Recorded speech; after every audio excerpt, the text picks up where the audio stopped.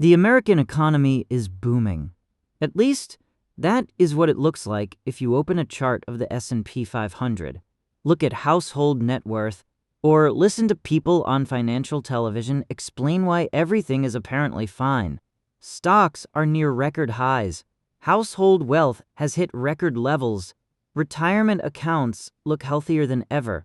And if you only looked at those numbers, you would think America had somehow solved the economy. But here is the problem.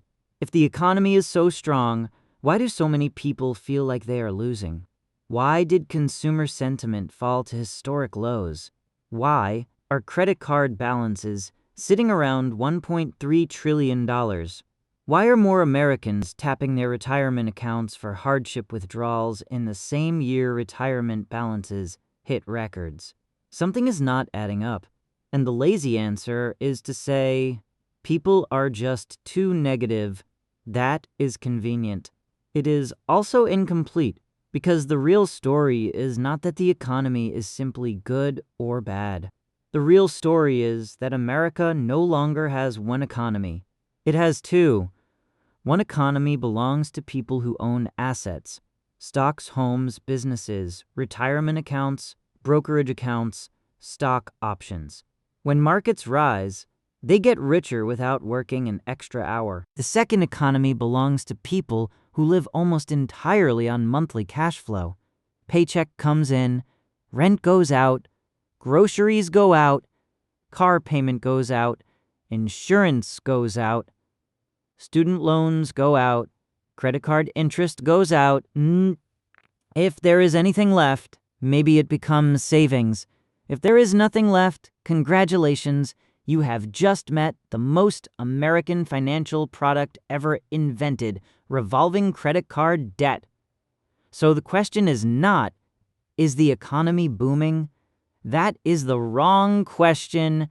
The better question is, who is it booming for? In the third quarter of 2025, U.S. household and nonprofit net worth reached about $181.06 a record high. That sounds incredible. Like the economy just put on a tailored suit, walked into CNBC, and started talking about productivity. But the source of that wealth matters. Stock portfolios alone rose by roughly $5.5 trillion in that quarter, while real estate values rose by about $300 billion. In other words, national wealth jumped because asset prices jumped, not because everyone suddenly got a massive raise, not because rent became affordable, not because groceries went back to 2019 prices, not because medical bills started arriving with a "thank you for your patience" coupon attached. Wealth rose because assets rose, and that is a completely different thing. Imagine two Americans. The first owns a home bought before mortgage rates exploded higher. They have a large 401k. They own index funds. Maybe they have exposure to the AI trade. This year, they open their brokerage account and see green. Their house is worth more.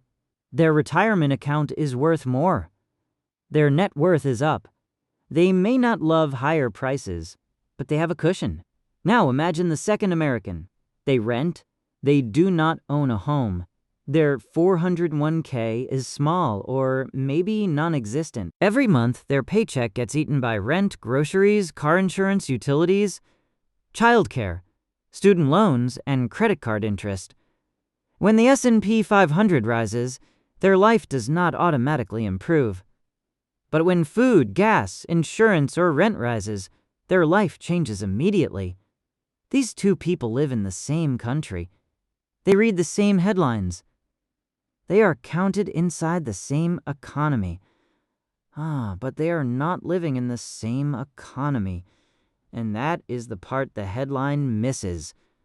The stock market can hit record highs while millions of people still feel broke because the stock market is not a mirror of everybody's financial life. It is a mirror of asset ownership. And asset ownership in America is not evenly distributed. According to an RSM analysis of Federal Reserve data cited by Axios, the top 20% of income earners hold about 87% of U.S. stocks and mutual funds. roughly $55 trillion as of June 2026. The bottom 80% hold a much smaller slice. So when the stock market goes up, the sentence "Americans are getting richer" can be technically true, but distributionally, it is doing a lot of work. It is like saying everyone in a bar is now a billionaire because Elon Musk walked in. On average, maybe. In real life, the bartender is still waiting for a tip. And this is where the illusion starts. The first domino is asset inflation. Stocks rise because of earnings, AI optimism, liquidity, buybacks, passive flows, and the belief that future profits will justify today's prices. Homes stay expensive because supply is tight. Many existing homeowners are locked into low mortgage rates, and a lot of local housing markets still do not have enough inventory. The second domino is household wealth. When assets go up, net worth goes up. The chart looks beautiful. Politicians love this chart. Wall Street loves this chart. Financial media loves this chart because it makes the system look like it is working. The third domino is the wealth effect. If your portfolio is up $200,000, you do not need to sell everything to feel better. You just feel richer. Maybe you take the nicer vacation. Maybe you keep eating out. Maybe you upgrade the car. Maybe you do not pull back spending because your balance sheet gives you confidence. And because higher income households account for a large share of consumer spending, their strength can make the whole consumer economy look more resilient. Then comes the fourth domino. The aggregate economy looks fine. GDP does not really care whether spending comes from a high-income household enjoying portfolio gains or from a lower-income household putting groceries on a credit card. The cash register rings either way. The transaction happens. The model says consumption is strong. But the fifth domino is the one hiding under the floorboards.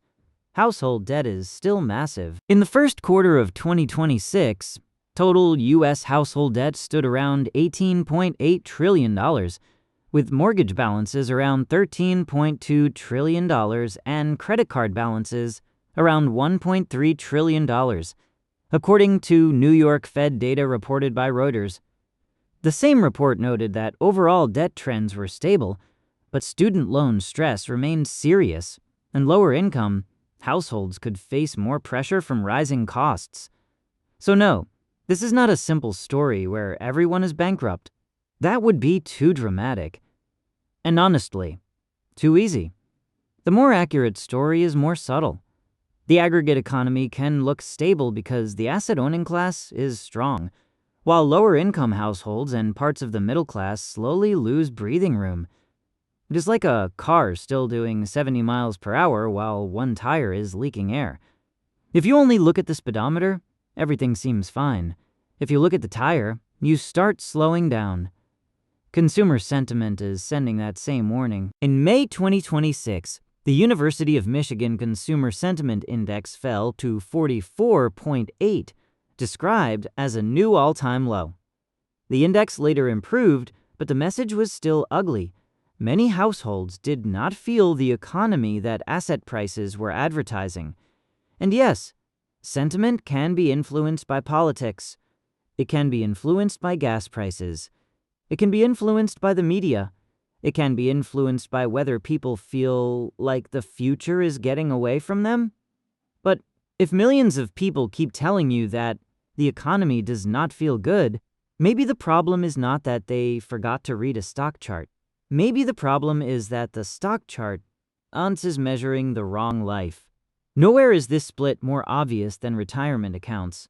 In 2025, Vanguard reported that the average 401 CALA balance reached around $168,000, with the median around $44,000. That is genuinely good news. Auto-enrollment, target date funds, and automatic contributions have helped millions of workers stay invested.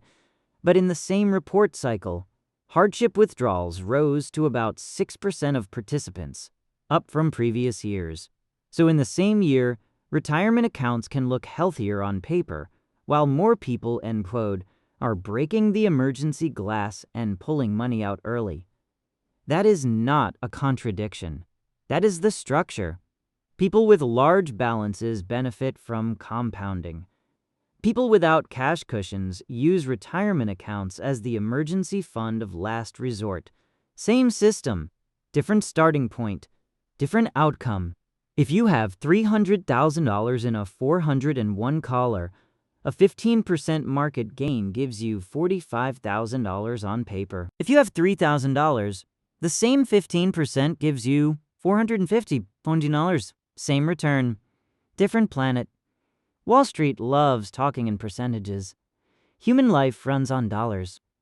And that is the hidden mechanism behind the asset economy. The more assets you own, the more a boom compounds in your favor. The fewer assets you own, the more your life is governed not by returns, but by bills. Rent does not care that the Nasdaq is up. The grocery store does not discount eggs because the S&P 500 hit a record. Your credit card company does not say, "Good news, AI stocks are rallying, so we are waiving your interest this month." No, the system is colder than that. If you own assets, inflation can feel like a problem. If you do not own assets, for inflation can feel like a permanent pay cut. This is why the famous phrase, K-shaped economy, is useful, but still too clean. One line goes up, one line goes down. Simple, elegant. Very nice for a consulting deck, but the actual economy is messier than a letter. A better image is this: an asset escalator and a debt treadmill. On one side, the asset escalator carries owners of stocks, homes, and businesses upward. They still have problems. They still complain about prices, but the system is moving under their feet. Home equity grows, stocks compound, retirement accounts rise, tax advantages help, passive investing keeps buying. On the other side, the debt treadmill keeps people moving just to stay in place. They work, they pay interest, they pay rent, they pay insurance, they pay for childcare, they pay medical bills, they pay minimum payments. Then the next month starts, and the treadmill is still running. One group earns compounding, the other pays compounding. And that is one of the most brutal differences in finance. Compound interest is the eighth wonder of the world only when you are on the receiving side. When you are paying it, it is not a wonder. It is a treadmill with a 24% APR. The Federal Reserve's Household Well-Being Survey adds another layer to this. In 2025, 73% of U.S. adults said they were doing at least okay financially or living comfortably, but only 26% rated the national economy positively, and just 63% said they could cover a $400 emergency expense with cash or its equivalent. That is the economy in one paragraph. Most people are not necessarily collapsing, but many do not have much margin for error.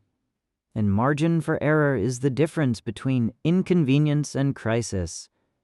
One medical bill, one car repair, 1 month of reduced hours, one rent increase, one insurance premium adjustment.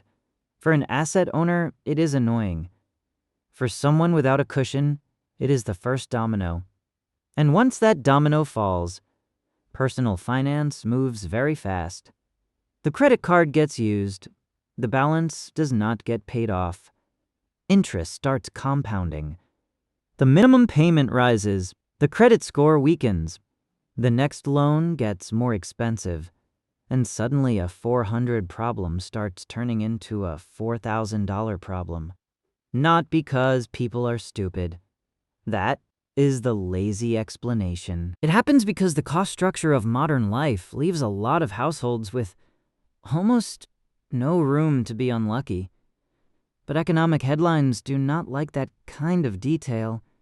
It is too messy, too human, too hard to fit on a chart. It is much easier to say, household wealth hits record high. Clean, optimistic. Green arrow, very marketable. But if we are serious about understanding the American economy, we have to stop treating aggregate wealth as the average lived experience. Aggregate wealth tells you how much water is in the pool. It does not tell you whether most people are standing in the shallow end while a few people control the deep end. And that brings us to the final question. Who really owns the American stock market? The answer is not everyone. Even though more people do have some exposure through 401ks and index funds, that part matters. Passive investing has made market participation easier. Auto-enrollment has helped. Target date funds are a real improvement for many workers, but exposure is not the same as control. Owning $2,000 of the S&P 500 is not the same thing as owning $2 million of the S&P 500. Both people are investors. Only one of them really lives inside the asset economy. And when politicians or commentators use the stock market as the main scoreboard for economic health, they're often using the experience of asset owners as a proxy for everyone else. That is like measuring the temperature of an entire house with a thermostat installed only in the richest person's living room. Maybe that room is warm. The rest of the house might still be freezing. So, what does this mean for you? First, do not get hypnotized by aggregate headlines. When you hear that Americans are wealthier than ever, the first question is not just, what is the number? The better question is, who owns the wealth? And is that wealth liquid? Second, stock market returns help you only to the extent that you have enough exposure and enough time. If you own index funds, that is good. But if your balance is small and your high-interest debt is large, a market rally does not automatically fix your cash flow. Third, liquidity matters. Net worth looks beautiful until the bill arrives in cash. A home that has appreciated does not buy groceries unless you sell it, refinance it, or borrow against it. A 401k that has gone up does not cover an emergency without taxes, penalties, or opportunity costs. Fourth, stop thinking about the economy only as a growth machine. Think about it as a distribution machine. Growth can be strong and still uneven. The market can rise and still leave millions of people behind. GDP can look fine while parts of the household sector become more fragile. And this is not an argument against owning stocks. It is actually the opposite.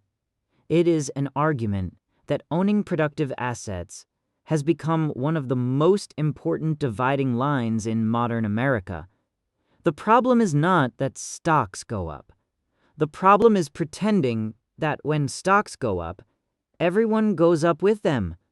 Because the American economy is not an elevator lifting everyone to the same higher floor. It is more like a building with two entrances. Some people enter through a private elevator called asset ownership. Stocks, homes, retirement accounts, capital gains, business equity. Other people take the stairs carrying rent, debt, insurance, childcare, medical bills, and credit card interest on their back. Then when the people in the private elevator reach the 50th floor, the headline says, "The building is rising." Yes, for them. So the closing point is simple. The biggest risk in this economy is not that the positive headlines are fake. Many of them are real. Household wealth really is high. The stock market really can be strong. Retirement balances really can hit records. The risk is that those headlines are true but incomplete. And true but incomplete data can be more dangerous than false data because it gives people confidence while hiding the mechanism underneath. The economy is booming. But if you do not own the right assets, you may only be watching that boom through the window while paying the interest on it. So the most important question in the modern economy is not just, what is going up? The most important question is, who owns it? And if you want to understand the economy not from headlines, but from the hidden mechanisms that decide who rises and who gets left behind, subscribe to this channel. Because in today's market, the headline is rarely the whole story. The machine underneath is where the truth lives.